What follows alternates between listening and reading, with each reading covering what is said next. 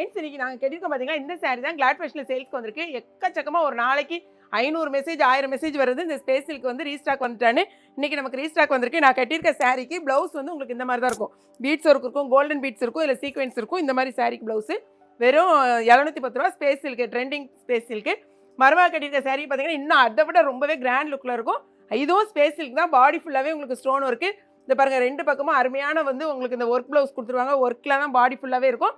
சாரியோட ரேட்டு வெறும் 750 ரூபா. இது சூப்பர் குவாலிட்டியில் வந்திருக்கு.